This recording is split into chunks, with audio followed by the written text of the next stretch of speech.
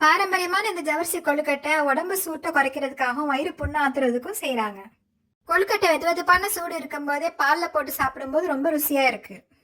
இதை செய்யறதுக்கு நான் 1 கப் மாவு ஜவரிசியை 1 கப் சுடு தண்ணியில போட்டு நல்லா 1 மணி நேரம் ஊற வச்சுக்கிட்டேன். பூர்ணத்துக்கு 3/4 கப் வெல்லம், 1 கப் துருவன தேங்காய், 2 ஏலக்காய் எடுத்துக்கிட்டேன். முதல்ல வெல்லத்தை 2 ஸ்பூன் தண்ணி சேர்த்து ஒரு பாத்திரத்துல போட்டு நல்லா கிளறிக்கிட்டேன். வெல்லம் கரைஞ்சதும் துருவன தேங்காய், தட்டி போட்ட இலை, ஒரு பிஞ்ச் உப்பு சேர்த்து நல்லா ட்ரையா கிளறி எடுத்துக்கிட்டேன்.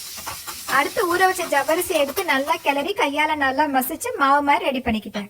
இப்ப கையை ஈர பண்ணிக்கிட்டு சின்ன சின்ன உருண்டைகளை எடுத்து தட்டி விட்டு உள்ள பூரணத்தை போட்டு சின்ன சின்ன பால்ஸா ரெடி பண்ணிக்கிட்டேன். உருண்டைகளை விரிசல் இல்லாம நல்லா டைட் பால்ஸா ரெடி பண்ணணும். அடுத்து செஞ்சிருக்க பால்ஸை இட்லி ஒலையில வச்சு ஒரு 10 நிமிஷம் வேக வச்சு எடுத்துக்கிட்டேன். இப்போ 1 கப் தேங்காய் பால், 2 ஸ்பூன் நாட்டு சக்கரை, 1 பிஞ்ச் உப்பு போட்டு நல்லா கலந்து பால் ரெடி பண்ணிக்கிட்டேன்.